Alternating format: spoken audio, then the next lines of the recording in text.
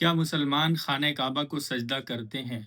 دیکھیے آج کے دور میں خاص طور پر یہ لوگ جو آئیڈیل ورشپ والے ہیں، پیگنس ہیں، یہ مسلمانوں کے دلوں میں شک پیدا کرتے ہیں کہ بھائی اگر ہم بھی پتھروں کو سجدہ کرتے ہیں تو کیا ہوا؟ تم بھی تو کالے پتھر یعنی خانہ کعبہ کو سجدہ کرتے ہو۔ جبکہ یہ بالکل بے وقوفانہ بات ہے اور احمقانہ بات ہے۔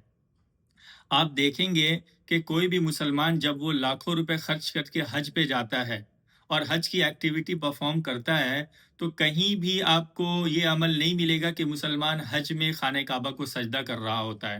ہاں، نماز میں تو سجدہ لوگ کرتے ہیں خانہ کعبہ کے سامنے، لیکن وہ اللہ کو سجدہ ہوتا ہے۔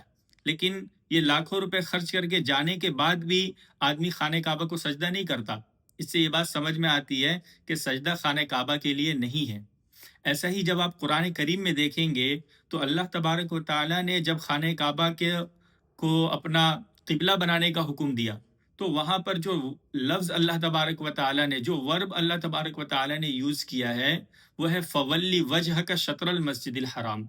حالانکہ عبادت کے لیے عبدہ کا لفظ استعمال ہوتا ہے، سجدہ کے لیے سجدہ کا لفظ استعمال ہوتا ہے۔ آپ نے سنا ہوگا کہ مسلمان عابد نام رکھتے ہیں، عبادت کرنے والا، ساجد نام رکھتے ہیں، سجدہ کرنے والا، لیکن اللہ تبارک و تعالیٰ نے اس جیسا کوئی بھی لفظ قرآن کریم کے اندر استعمال نہیں کیا۔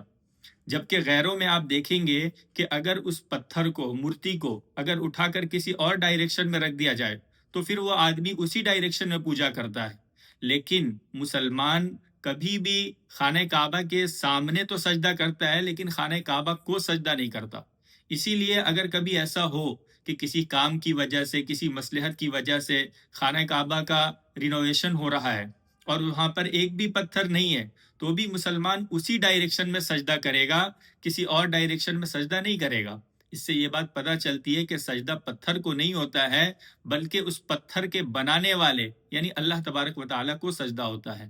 اگر آپ کا کوئی سوال ہو اور کسی بھی طریقے کا کوئی شک ہو آپ کے ذہن میں تو ہمیں کمنٹ ضرور کریں۔